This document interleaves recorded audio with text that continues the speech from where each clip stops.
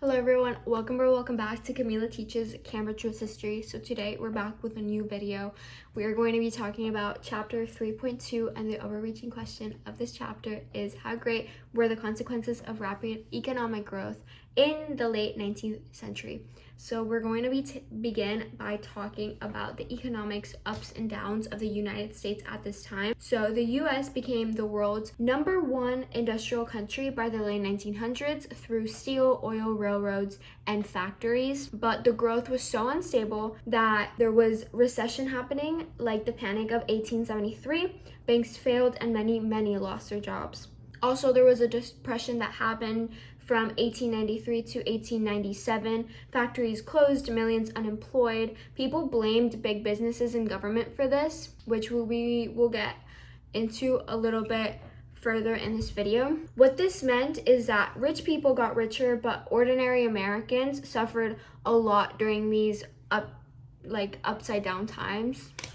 Then we have the big issue that was also happening, which was urbanization. So millions of people moved to cities due to factory jobs that were paying a little bit better. But the bad side was the growth problems in these cities. Cities grew very fast, so there was not enough roads, trains, or proper city planning, which caused a lot of chaos. Also, many areas had no clean water or electricity, which led to diseases spreading very quickly. In a lot of apartment buildings, it was very cheap and overcrowded, but dark, dirty, and no bathrooms. Whole families were living in one room. Very sad, and this is how disease spread very quickly.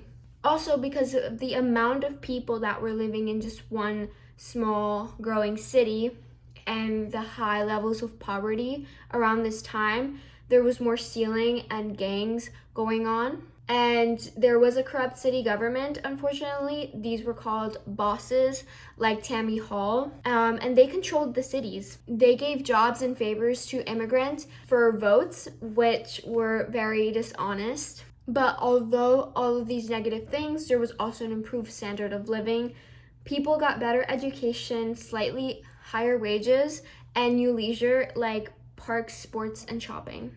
Through this time, there was new immigration happening as well. There were old immigrants before the 1880s from Britain, Germany, Ireland, and they spoke English. But there was also many new immigrants from the 1880s to the 1900s from Italy, Poland, Russia, etc. They were Catholic and Jewish, and they had different languages and different cultures, and they didn't know English. The impact of this was that they provided cheap labor that helped factories grow fast, but native response was very negative. Native-born Americans were angry. They said that new immigrants took their jobs, lowered wages, and were two different groups formed to restrict immigration. Now, with these new jobs and new factory jobs that were emerging in railroads and all of that, the rise of organized labor, workers fighting for their rights emerged. Workers were actually in terrible conditions. They had 18 to 16-hour days, low pay, dangerous machines, no holidays. There was also child labor, and bosses could fire them for any reason at this time. The main unions that emerged from this issue were the National Labor Union from 1860 to the 1870s. This was an early attempt, but unfortunately, it was not very strong. Then we have the Knights of Labor from 1870s to the 1880s. This was a big union that welcomed almost everyone, including women and Black workers, and they wanted big changes. Then we have the American Federation of Labor, the AFL, which was founded in 1886. This was led by Samuel Gompers, and it focused only on skilled and practical goals. This was more successful. Also, through these unions, there was important strikes going on, like the Molly Maguires from 1870s. This was a secret group of Irish coal miners in Pennsylvania. They fought violently against mine owners for better pay and conditions. They were accused of murders and threats. The government and mine workers cracked down hard, and this made people think unions were violent. Then we have the Great Railroad Strike from 1877. This is one of the most popular ones. You guys have probably heard of it. And this was the first big nationwide strike. Railroads cut wages during the 1873 recession. Workers stopped train across the country and violence broke out. President Hayes sent out federal troops. Many people were killed, unfortunately, and this showed that the government would side with the big businesses. Then in 1892, we have the Homestead strike at Andrew Carnegie's steel plant in Homestead, Pennsylvania. Carnegie tried to break the strong steelworker union by cutting wages and locking out workers. Company hired Pinkerton detectives, which were these like super cool detectives, and they had big gun battles with the workers. Many unfortunately died, and the union was destroyed. Carnegie won.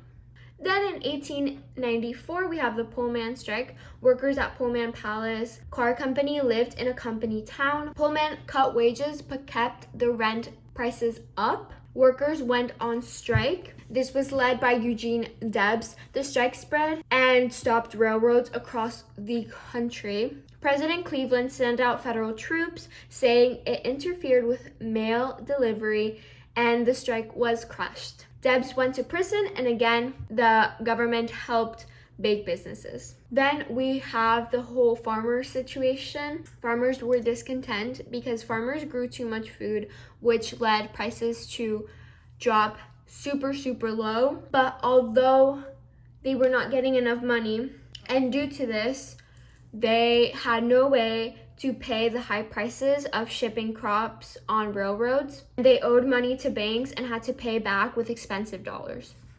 Through this, there were protests like the Grangers. This was an early farmer group that tried to cooperate and regulate railroads. There were also farmers' alliances, which were bigger and more political. And then there was the People's Party, the Populists. I don't even know if they're around anymore, but this party was formed in 1892. They wanted government to regulate railroads, use silver money to raise prices, and help farmers. The 1892 election for them did quite well, and the 1896 election for them, they didn't win, but they supported William Jennings Bryan. He had the famous Cross of Gold speech against the gold standard, but he lost. And yeah, that's pretty much it for this chapter. So the consequences were very great and mostly negative around this time. There was huge inequality, the rich versus poor. There was suffering for workers and farmers. And there was a lot of social tension and violence occurring at this time. Also, corruption and instability was building up in the country. These problems created the demand for the progressive movement, which we will be covering in the next lesson. I hope this helped. We have 2 more chapters left and we're done. I hope you guys enjoyed this video. If you did, don't forget to like, subscribe, and hit post notifications so you guys never miss a video. I also want to thank you guys for all the support and all the sweet comments you guys have been leaving me in the videos. I really appreciate it. So yeah, hope you guys have a wonderful day. Don't forget to study. We're gonna pass together. Love you guys. Bye.